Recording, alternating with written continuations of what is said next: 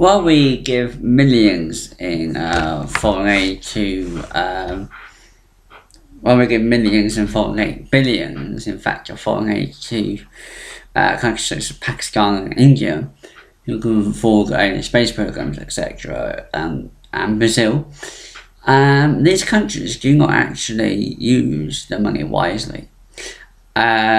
And use their own money wisely, which should be to actually alleviate poverty in the countries.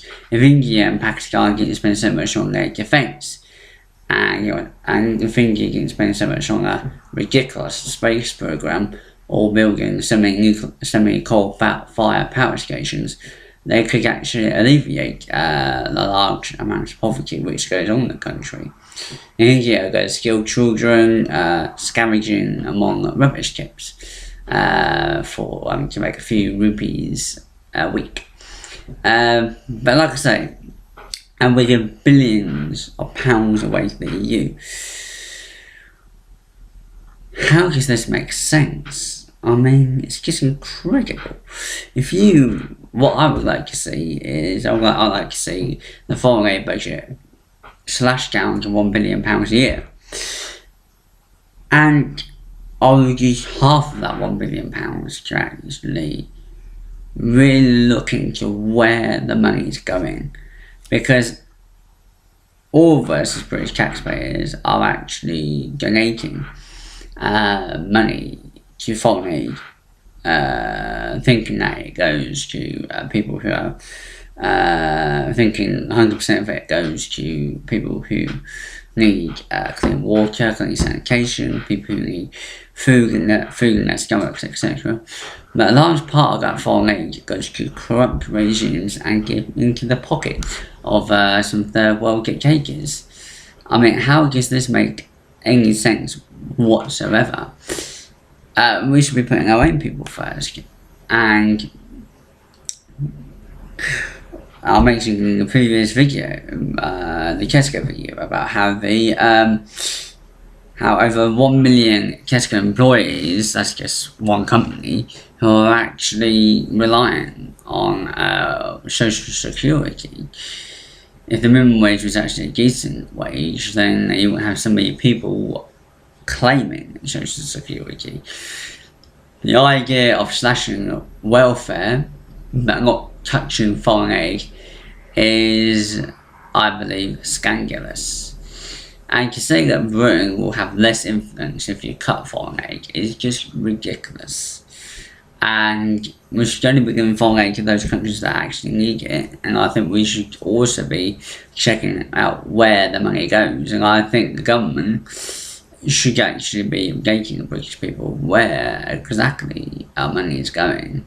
And it'd be great to see that if, for example, in West Africa, if the government was to actually update us continually, I think the Foreign Office should update us regularly, on a regular basis, of where the money is going. So if it's going to actually give a Ghanaian village a freshwater tap, etc., and then get a photograph of that, post it on Facebook, and say,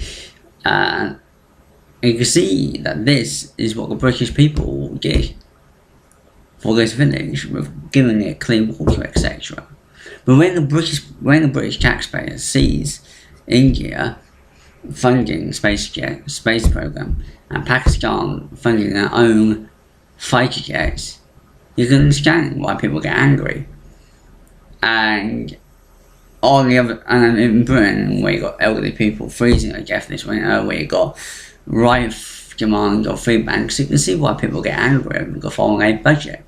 It's being ring-fenced, yet welfare has not been ring-fenced. Welfare has been cut continuously, and the government hasn't looked into other ways of cutting the deficit. I mean, a big part of cutting the deficit would be to get out of the European Union as soon as possible. I would say billions of pounds, because we're giving billions away to the EU, yet we're still spending billions on the government spending billions on deficit reduction. Well, it's not being reduced, but we're paying back. And Mr. Osborne has not been, I don't think this government or the last government has been in the black whatsoever. In the black means in budget. And I believe that we are. I believe that if the government follows UKIP policy, I certainly believe that the government would be able to put its budget back in the black by 2020. How, would you ask? Well, there are people who always pick holes in the UKIP policy. Cut foreign aid, cut the quangos, cut NHS building management, get out of the EU, send billions of pounds, stop spending billions of pounds on this so-called silly HS2 project. That would be a start. But I do not believe that having further huge cuts in the welfare budget is the answer. For now, what I would do is actually ring-fencing NHS budget. This is my personal opinion, by the way. Ring-fencing NHS budget.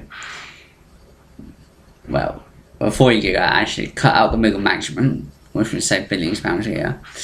Also, I'd like to actually ring-fence welfare.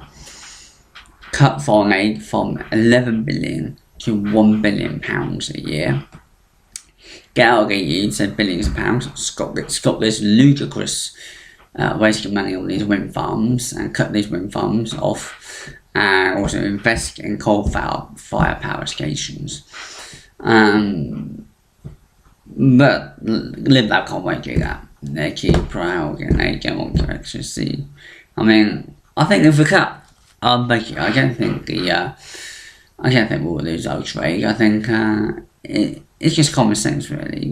Why should we give it to countries that can afford going, that are spending money on arms? Foreign aid is not for weapons and guns. Foreign aid is for countries that are suffering from a famine, or suffering from a shortage of water supply, etc., or need help building infrastructure so the country can actually modernise better. That's what foreign aid is for. And this is Breadline Britain. I mean, the cost of living is so high, it's a rip-off. The energy market is price gouging people, and this winter they are rubbing their hands with glee at the prospect of Britain having the worst winter in a century, which means more elderly deaths will be on their hands this winter. And the price of food, have you seen the price of food? It's disgusting. People shouldn't have to pay a privilege. I know we are one of the best countries in the world to live in. That is true. We're very democratic, we're very tolerant, etc., and we have a good standard of living. For the few, that is. But like I say, that's why everyone wants to come to you, so you're right. But like I say, it is a crime that millions of people are going to food banks, and we are giving away billions in foreign aid. It's disgusting.